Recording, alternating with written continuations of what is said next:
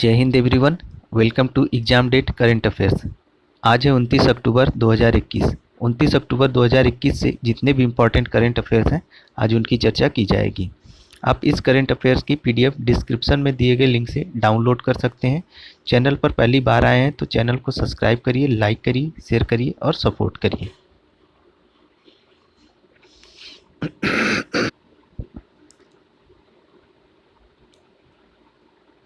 आज का पहला question, education at your door step योजना की शुरुआत किसने की है?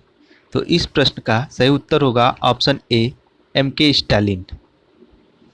तमिलनाडु के मुख्यमंत्री एम के स्टालिन ने तमिलनाडु के विल्लुपुरम में यह योजना की शुरुआत की है।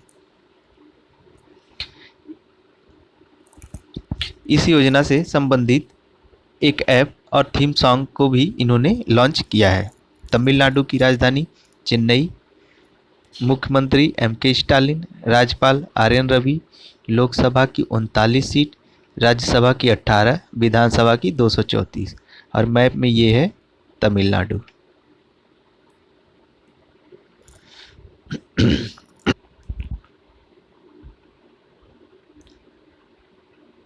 अगला क्वेश्चन, राष्ट्रीय जनजाति नृत्य महोत्सव का आयोजन कहाँ किया जा रहा है?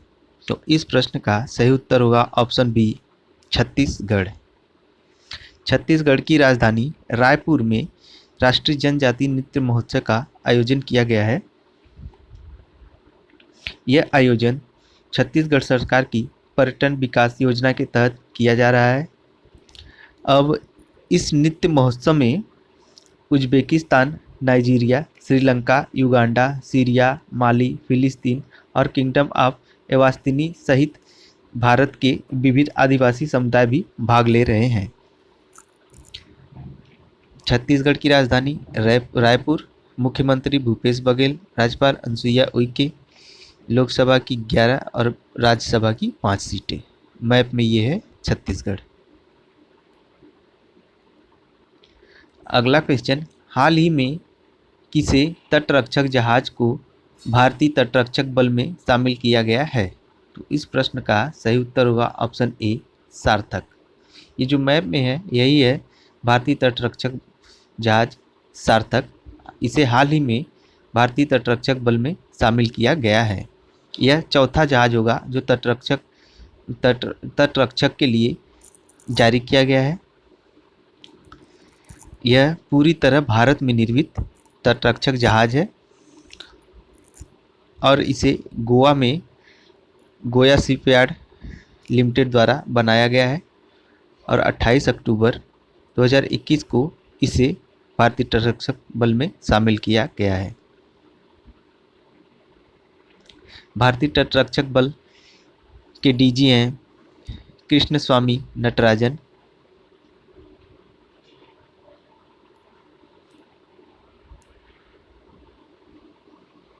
अगला क्वेश्चन, फ्रैंक विल्सन ने अंतर्राष्ट्रीय क्रिकेट से संन्यास लेने की घोषणा की है। ये किस देश के खिलाड़ी हैं? तो इस प्रश्न का सही उत्तर होगा ऑप्शन ए, इंग्लैंड। ये जो पिक्चर में दिखाई दे रही हैं यही है फ्रैंक विल्सन और इन्होंने ही अंतर्राष्ट्रीय क्रिकेट से संन्यास लेने की घोषणा की है। अगला question, Smithsonian National Museum of Asian art Smithsonian National Museum of Asian Art में किस भारतीय को न्यासी बोर्ड में नियुक्त किया गया है? तो इस प्रश्न का सही उत्तर होगा ऑप्शन ए, ईशा अंबानी। ये जो पिक्चर में दिखाई दे रही हैं यही है ईशा अंबानी। ये भारत के सबसे अमीर उद्योगपति मुकेश अंबानी की बेटी हैं और इन्हें ही Smithsonian National Museum of Asian Art में न्यासी बोर्ड में नियुक्त किया गया है। इनकी नियुक्ति 4 साल के लिए की गई है और Smithsonian National Museum of Asian art दुनिया का सबसे बड़ा संग्रहालय है और ये अमेरिका में स्थित है। दीपिका पादुकोण को एडिडास ने अपना हाल ही में ग्लोबल ब्रांड एम्बेसडर बनाया है। कंगना रनौत को उत्तर प्रदेश सरकार ने एक जिला एक उत्पाद का ब्रांड एम्बेसडर बनाया है। अगला क्वेश्चन, जना बैंक ने किसे अपना अंशकालिक अध्यक्ष नियुक्त किया है? तो इस प्रश्न का सही उत्तर होगा ऑप्शन सी, सुभाष खुटिया। ये जो पिक्चर में दिखाई दे रहे हैं यही है सुभाष खुटिया। ये 1981 बैच के आईएएस अधिकारी हैं और ये पहले IRDA insurance regulatory and development authority of India के अध्यक्ष भी रह चुके हैं। जना बैंक, जना स्मॉल फाइनेंस बैंक है और इसकी स्थापना 2008 में हुई थी। इसका मुख्यालय हेडक्वार्टर बेंगलोर में है।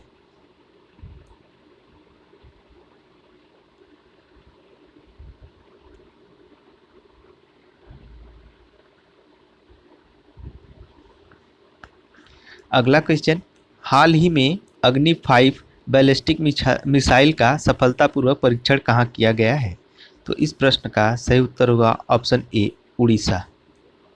उड़ीसा में एपीजे अब्दुल कलाम द्वीप पर सतह से सतह मार करने वाली अग्नि 5 बैलिस्टिक मिसाइल का सफलतापूर्वक परीक्षण किया गया है। यह मिसाइल डीआरडीओ के द्वारा विकसित की गई है और इसमें 3 स्टेज सॉलिड फ्यूल इंजन का प्रयोग किया गया है। डीआरडीओ के चेयरमैन हैं डॉक्टर जी सतीश रेड्डी। डीआरडीओ की स्थापना 1958 में हुई थी।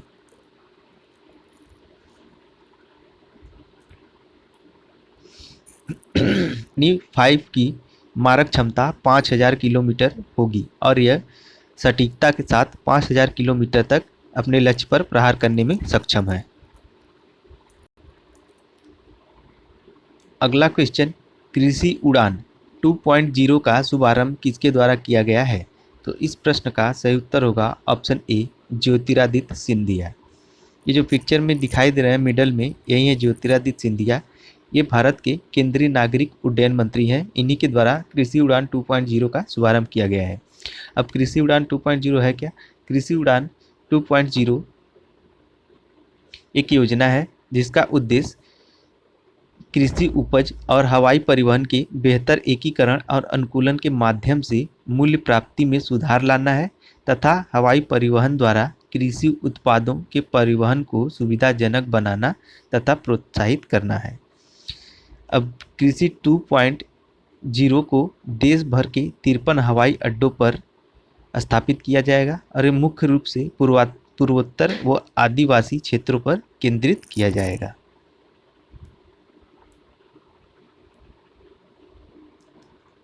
अगला क्वेश्चन, भारतीय सेना ने अपना 75वां इन्फेंट्री दिवस कब मनाया है?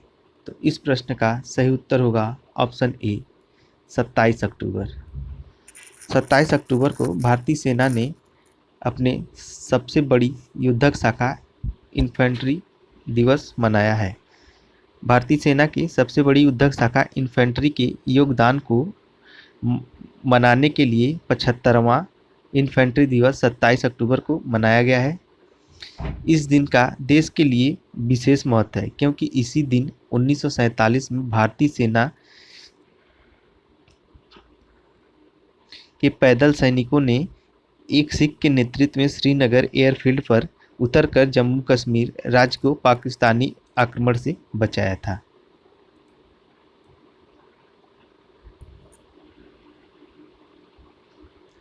अगला क्वेश्चन, संभव नामक राष्ट्रीय स्तर की ई जागरूकता कार्यक्रम की शुरुआत किसने किया है?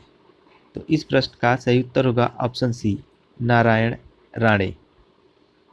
केंद्रीय सूक्ष्म लघु एवं मध्यम उपक्रम मंत्री नारायण राणे ने इसका उद्घाटन किया है। इस अभियान के दौरान कॉलेज के छात्रों को ऑडियो वीडियो फिल्म प्रस्तुतियों के माध्यम से सूक्ष्म लघु एवं मध्यम उपक्रम मंत्रालय द्वारा लागू की जा रही विभिन्न योजनाओं से अवगत कराया जाएगा। अगला क्वेश्चन, हाल ही में किस देश ने सॉलिड फ्यूल कैरियर रॉकेट से सफलतापूर्वक सैटेलाइट लॉन्च किया है? तो इस प्रश्न का सही उत्तर होगा ऑप्शन ए, चीन। चीन ने कुआईझोउ 1A नामक कम लागत वाले छोटे ठोस ईंधन वाहक रॉकेट से एक ऑप्टिकल रिमोट सेंसिंग उपग्रह को सफलतापूर्वक लॉन्च किया है। चीन की राजधानी बीजिंग, राष्ट्रपति शी जिनपिंग और चीन की मुद्रा रेनमिनबी।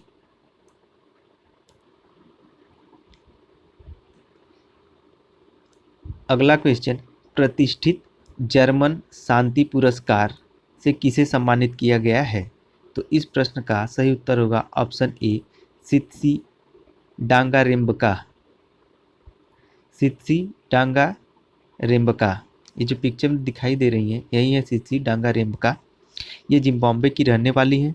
ये लेखिका व फिल्म निर्माता है और यह पुरस्कार जीतने वाली पहली अश्वेत महिला है।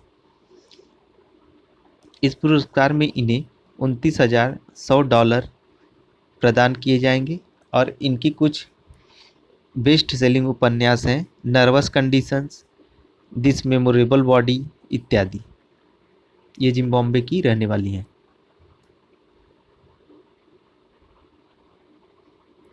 अगला क्वेश्चन, अंतर्राष्ट्रीय एनिमेशन दिवस कब मनाया गया है? तो इस प्रश्न का सही उत्तर होगा ऑप्शन ए, 28 अक्टूबर। 28 अक्टूबर को अंतर्राष्ट्रीय एनिमेशन दिवस मनाया गया है। यह एनिमेशन दिवस हर साल 28 अक्टूबर को मनाया जाता है। अब यह मनाया क्यों जाता है? 28 अक्टूबर 1882 में पेरिस शहर में एनिमेशन फिल्मों को सार्वजनिक रूप से प्रदर्शित किया गया था, इसीलिए इसको मनाया जाता है। अब इसकी मनाने की घोषणा किसने की थी? वर्ष 2002 में अंतर्राष्ट्रीय एनिमेटेड फिल्म एसोसिएशन ने यह दिवस मनाने की घोषणा की थी।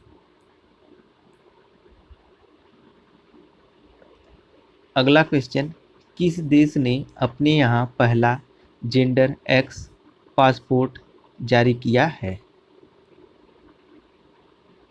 तो इस प्रश्न का सही उत्तर होगा संयुक्त राज्य America, United states of America. अमेरिकी सरकार ने उन लोगों के लिए एक्स जेंडर वाला पहला पासपोर्ट जारी किया है जो खुद को पुरुष या महिला के रूप में नहीं पहचान पाते। यह नॉन बाइनरी इंटरफेस या जेंडर नॉन कन्फर्मिंग के रूप में पहचान करने वाले लोगों के लिए दस्तावेजों को अधिक समावेशी बनाने के लिए किया गया है। अब यह पासपोर्ट विभाग के द्वारा सभी आवेदकों को 2022 की शुरुआत तक विकल्प देने में सक्षम होगा।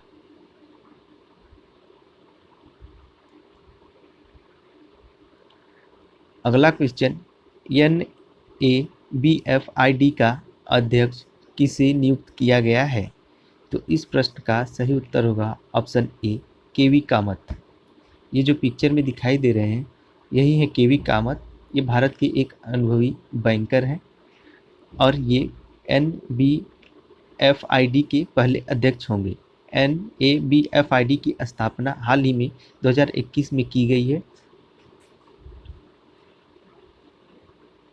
अब NABFID का full form national bank for financing infrastructure and development, national bank for financing infrastructure and development. एक बार फिर से सुन लीजिए, NABFID का full form national bank for financing infrastructure and development. और केवी कामत NABFID के पहले अध्यक्ष होंगे।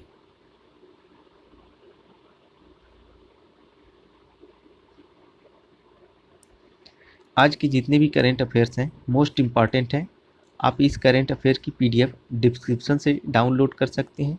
चैनल को लाइक करिए, सब्सक्राइब करिए, शेयर करिए और सपोर्ट करिए। आपके सपोर्ट की बहुत ज़्यादा ज़रूरत है। आज के करेंट अफेयर्स में इतना ही। मिलते हैं कल नए करेंट अफेयर्स के साथ। तब तक के लिए जय हिंद।